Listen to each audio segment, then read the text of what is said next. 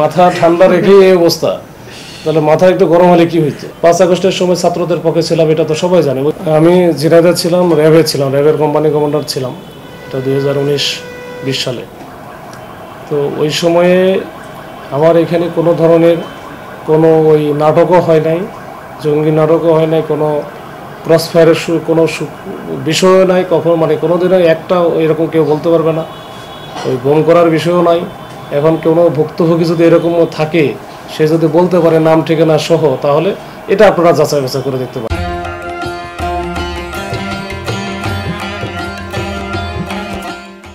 এরকম কোনো বিষয় সুযোগই নাই এখানে। এটা যদি কেউ বলতে পারে যে এরকম ক্রসফায়ারের কোনো ঘটনা আছে বা ওই ঘুমের আয়নাঘরের কোনো ঘটনা আছে, আমি চাকরি ছেড়ে দিয়ে চলে যাবো।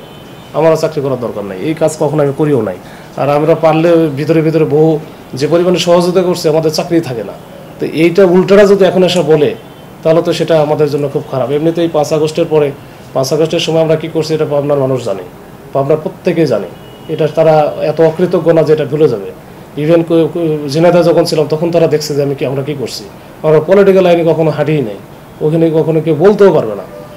5 আগস্টের সময় ছাত্রদের পক্ষে ছিলাম, এটা তো সবাই জানে, ওইখানে যা শুনেন। এরপরে যখন এখানে আসছি, এখানে কাজ করতেছি, প্রতিনিয়ত আমাদের বিভিন্ন বাধার সম্মুখীন হতে হয়েছে। একের পর এক হচ্ছে বিভিন্ন রকমের থ্রেট দেওয়া হয়েছে বিভিন্ন অ্যাঙ্গেল থেকে।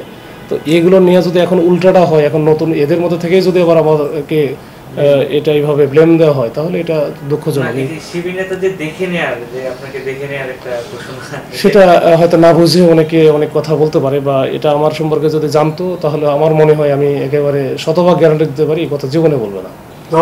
মাথা ঠান্ডা রেখে এই অবস্থা, তাহলে মাথা একটু গরম হলে কি হইতো? এতদিন তো মনে হয় সপ্তম আসমান পারে।